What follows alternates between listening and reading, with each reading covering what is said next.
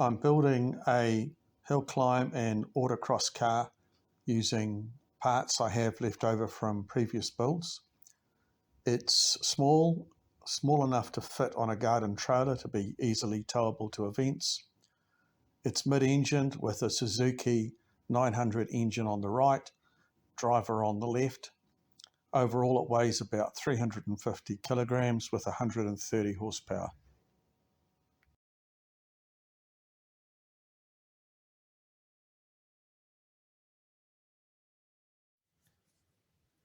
The front brakes are mini sport dual piston alloy calipers over the top of a cut down Metro vented disc.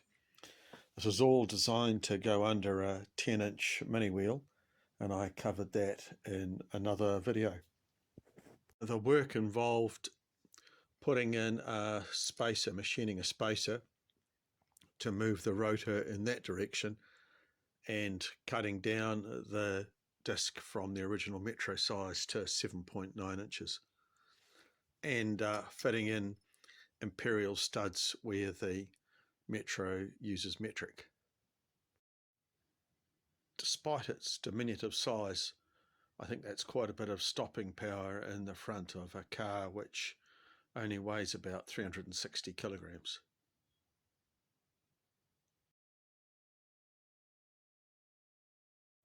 The brakes are the original Nissan front calipers off the Suzuki RF 900.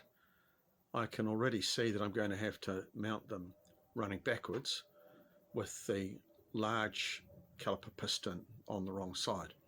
However, this is on the rear and I've got a ton of braking, so I think I can sacrifice a little bit of efficiency here.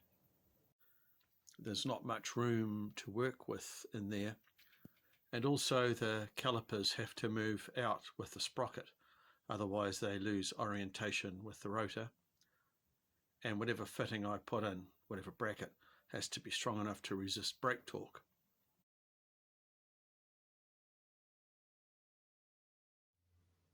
The approach I used was to fix one mounting point onto the bearing block so that the whole unit can move backwards and forwards with the bearing, and the top mount is fixed to the chassis frame but with a threaded rod so that I can adjust it in and out or get fine adjustment to line the rotor up with the caliper.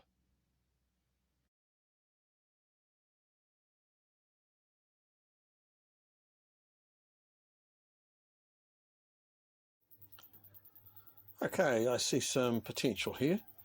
The handlebar clamp of the motorcycle is a nice light alloy part. It holds the brake master at the correct angle, albeit that I've flipped it from one side to the other and moved it in slightly. It has a very strong mounting point for the brake master. It's pretty straightforward to come up with a bracket to hold the front brake masters and to mount the brake pivot. So looking good here, just need some creative engineering. After a lot of fiddling about, I've worked out the best place to put the brake pedal so that my feet can operate it properly without being strained left or right. It means the mounting unit is pushed forward as far as it can go, where of course it interferes with bolts that hold on the damper cursors. It mounts the front brake master cylinder forward, which means I'll need a longer and possibly strong push rod. However, the advantage is that I can open it up and access and change the brake fluid without fiddling around inside the car. To give myself more options, I'll cut through the plate here, which will take off the left-hand handlebar mounting from the original motorbike and allow the whole unit to slide more in this direction. So let's start hacking up some metal.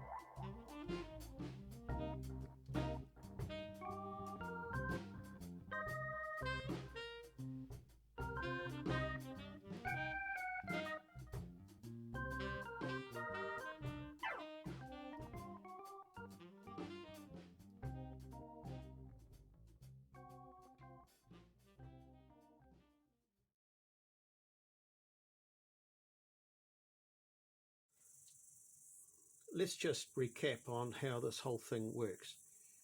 It's a dual master cylinder unit. One master cylinder is a 3/4 master cylinder out there, which is for the front brakes.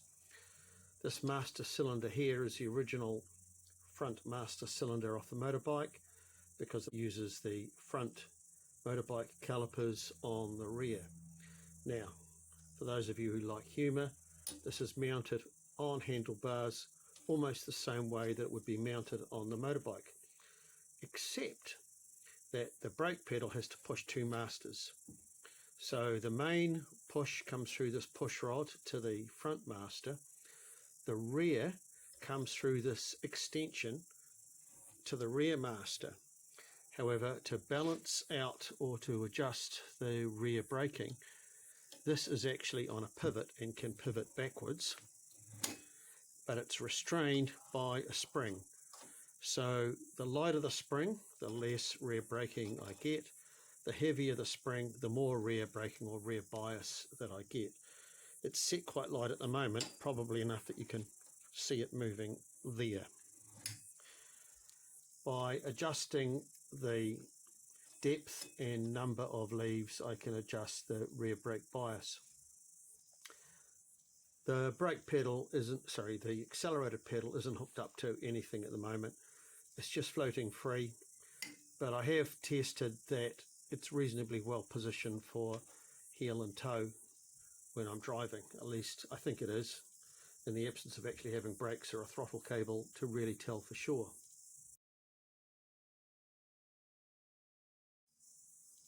So I hope that is an example of doing a lot with very little.